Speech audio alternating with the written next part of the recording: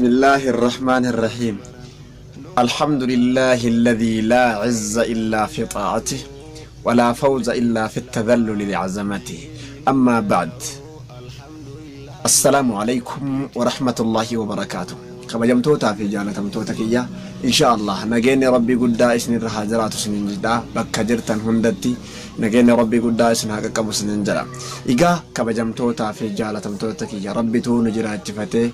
ندبسيسي دقيانو تايسي دقيفتمانو تايسي دقيفتانو تايسي أكلي باينو خين نزرا كان الراهن دوا فموتيو نقافة ربين كينا موتيو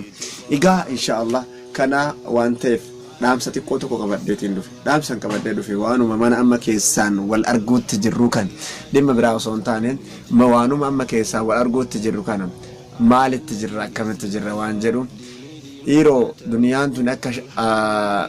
bashannante kanaan hin haftu diddiigamuuf teetti godaanuuf teetti baraaxayuuf teetti kanaaf insha Allah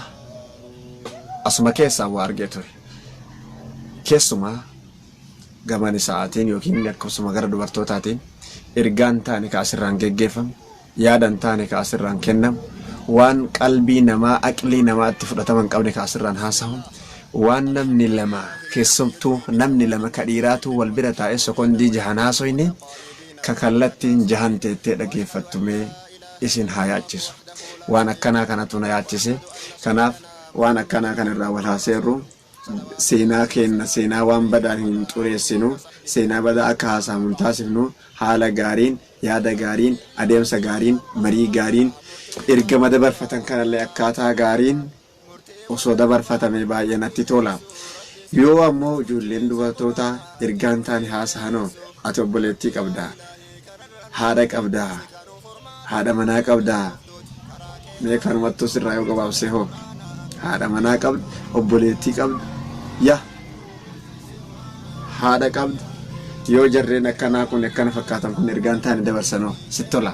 Kanaaf insha Allahu ta'ala naajiraadha naajabaadha waan akkanaa kana soofu maalaallee deemnee baay'ee natti tola halaalamoo haasirra hamoo yaada akkanaa kanarratti waliin deeggarru akkan taane mootiyyoo akkasuma wal deeggaruun hin taatu akkasitti nuu jabaadha ergaa kana walii dabarsaa sheer walii godha akkasuma gama chaanaalaatiin channel kiyya barbaadan marumaaf tuubii jedhama marumaaf tuubee jettanii barreessinaan kanatu dhufa insha Allah ta'ala fedha rabbiitiin ergaa Allah ta'uu qabadee beekumsis gabaabaadha akkasuma waan jirtu namni waan rabbi isaa mul'isee wal dhageeffachiisuudha malee qooda walii qooduudha malee waa beekumsaa fi miti. Kanaaf share subscribe like godhu hin dagatina